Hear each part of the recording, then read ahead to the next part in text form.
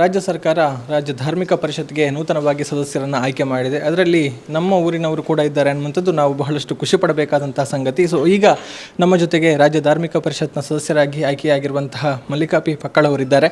ಅವರ ಒಂದು ಅನಿಸಿಕೆ ಏನು, ಅವರಿಗೆ ಹೇಗೆ ಅನಿಸ್ತಾ ಇದೆ, ಹೊಸ ಜವಾಬ್ದಾರಿ, ಯೋಜನೆಗಳೇನು, ಅಥವಾ ಸದಸ್ಯರ ಜೊತೆಗೆ ಧಾರ್ಮಿಕ ಪರಿಷತ್ನ ಮೂಲಕ ಏನೇನು ಕಾರ್ಯಕ್ರಮಗಳನ್ನು ಮಾಡಬೇಕು ಎನ್ನುವಂಥ ಚಿಂತನೆ ಇದೆ ಅನ್ನುವಂಥದ್ದನ್ನು ಈಗ ಕೇಳೋಣ. ಮೇಡಮ್ ನಮಸ್ತೆ. ನಮಸ್ತೆ. ಮೊದಲನೇದಾಗಿ ಅಭಿನಂದನೆಗಳು. Thank you so much. ಹೇಗೆ ಅನಿಸ್ತಾ ಇದೆ? ನಾನು ಒಂದು 25 ವರ್ಷದಿಂದ ಸಕ್ರಿಯವಾಗಿ ಒಂದು ರಾಜಕೀಯದಲ್ಲಿ ಒಂದು ಪಕ್ಷವನ್ನು ಇಟ್ಕೊಂಡು ನಾನು ಕೆಲಸ ಮಾಡಿದವಳು. ಇದೊಂದು ನನಗೆ ಒಂದು ಖುಷಿ ಇದೆ, ತುಂಬ ಖುಷಿ ಇದೆ, ಅಷ್ಟೇ ಜವಾಬ್ದಾರಿನೂ ಇದೆ, ಹೌದಲ್ವಾ? ನಾನು ಇದು ಧಾರ್ಮಿಕ ಇಲಾಖೆಗೆ, ಇದು ಧಾರ್ಮಿಕ ಕ್ಷೇತ್ರದಲ್ಲಿ ನಾನು ಇದು ಹೊಸತಾಗಿ ಕೆಲಸ ಮಾಡಲಿಕ್ಕೆ ಜಾಯಿನ್ ಮಾಡಿದ್ದಾರೆ ನನ್ನನ್ನು. ಓಕೆ, ಇದು ಮುಂದೆ ನಾನು ಇವಾಗ ಒಂದು ವಾರ ಆಯಿತು ನಾನೊಂದು ಅಧಿಕಾರ ತಗೊಂಡು, ಅಂದರೆ ನಾನು ಈ ಪೋಸ್ಟನ್ನು ಅಲಂಕರಿಸಿ ಮುಂದಿನ ದಿನಗಳಲ್ಲಿ ನಾನು ಹೆಚ್ಚಿನದಾಗಿ ಎಲ್ಲ ದೇವಸ್ಥಾನಗಳಿಗೆ ಒಂದು ಉತ್ತಮ ರೀತಿಯಲ್ಲಿ ಒಂದು ದೇವಸ್ಥಾನಗಳಲ್ಲಿ ಕೆಲಸ ಮಾಡಬೇಕು, ನನಗೆ ಆ ಪ್ರೇರಣೆಯನ್ನು ಮಾಲಿಂಗೇಶ್ವರ ದೇವರು ಕೊಡಬೇಕು ಅಂತ ನಾನು ಬಯಸುತ್ತೇನೆ. ಓಕೆ, ಬಹುಶಃ ನೀವೇ ಹೇಳಿದ ಹಾಗೆ ಹಿಂದೆ ಬಹಳಷ್ಟು ರಾಜಕೀಯವಾಗಿ ಕೆಲಸವನ್ನು ಮಾಡಿದವರು. ಬಹುಶಃ ಅದುವೇ ನಿಮಗೆ ಈ ಒಂದು ಸ್ಥಾನ ಸಿಗೋದಕ್ಕೆ ಕಾರಣ ಆಯಿತು? ಖಂಡಿತ ಹೌದು.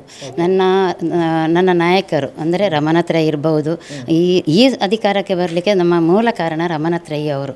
ನಾನಂತೂ ಇಷ್ಟೊಂದು ದೊಡ್ಡ ಮಟ್ಟದ ಅಧಿಕಾರ ನನಗೆ ಕೊಡ್ತಾರೆ, ಇದನ್ನು ನಾನು ಈ ಸ್ಥಾನ ಕೊಡ್ತಾರೆ ಅಂತೇಳಿ ನಾನು ಖಂಡಿತ ಕನಸಲ್ಲೂ ನೆನೆಸಿರಲಿಲ್ಲ. ಜವಾಬ್ದಾರಿ ಕೊಟ್ಟಿದ್ದಾರೆ. ಈ ಜವಾಬ್ದಾರಿಯನ್ನು ಇವಳು ನಿಭಾಯಿಸಬಹುದು ಅಂತೇಳಿ ಅವರು ಯಾವ ರೀತಿ ನನ್ನ ಮೇಲೆ ಭರವಸೆ ಇಟ್ಟಿದ್ದಾರೋ ಅದನ್ನು ನಾನು ಖಂಡಿತ ಸರಿಯಾಗಿ ನೆರವೇರಿಸಬೇಕು ಅಂತೇಳಿ ನನಗೆ ಅದು ನೆರವೇರಿಸಲು ನನಗೆ ಅವರು ಎಲ್ಲ ದೇವರು ನಾನು ನಂಬುವ ನನ್ನ ಕುಟುಂಬದಿರ್ಬೋದು, ಗಂಡನ ಮನೆಯವರ ದೇವರು ಮಲರಾಯ ದೈವ. ನಾನೊಂದು ಮಲರಾಯ ದೈವದ ಮನೆಗೆ ಮದುವೆಯಾಗಿ ಬಂದವಳು. ಅಲ್ಲಿ ಕೂಡ ನನ್ನ ಮಾವ ಕೂಡ ಒಂದು ದೈವದ ದೊಡ್ಡ ಮಲಾರಬೀಡು ರಾಮಣ್ಣ ಪಕ್ಕಲ್ರಂದರೆ ಒಂದು 20 ವರ್ಷ ಮಲರಾಯ ದೈವದ ಒಂದು ಗಡಿ ಪ್ರಧಾನರಾಗಿದ್ದರು. ಅವರ ಆಶೀರ್ವಾದ, ನನ್ನ ತಂದೆ ತಾಯಿಯವರ ಆಶೀರ್ವಾದ ಎಲ್ಲ ಇದ್ದು ಇದಕ್ಕೆ ಸ್ಥಾನಕ್ಕೆ ಬಂದಿದ್ದೇನೆ.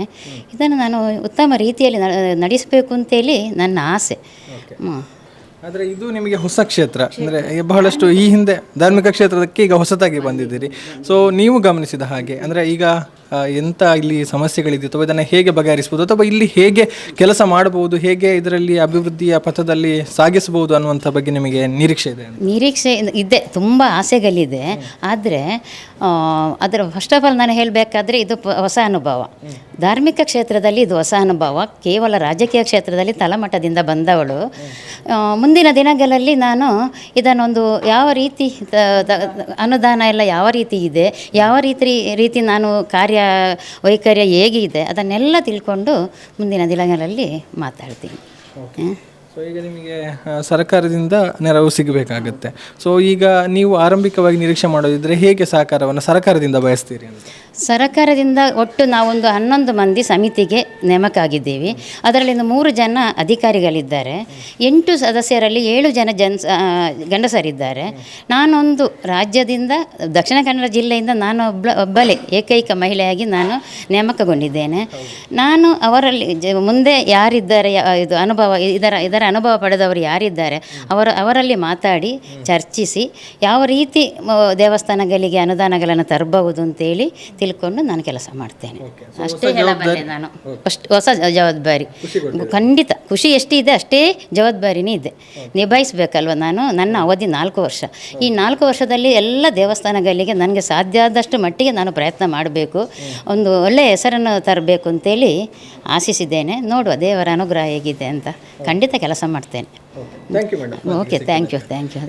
ಇದು ರಾಜ್ಯ ಧಾರ್ಮಿಕ ಪರಿಷತ್ತಿಗೆ ಆಯ್ಕೆಯಾಗಿರುವಂತಹ ಏಕೈಕ ಮಹಿಳಾ ಸದಸ್ಯೆ ನಮ್ಮ ಊರಿನ ಮಲ್ಲಿಕಾ ಪಕ್ಕಳ ಅವರು ಹಂಚಿಕೊಂಡಿರುವಂತಹ ಅನಿಸಿಕೆಗಳು.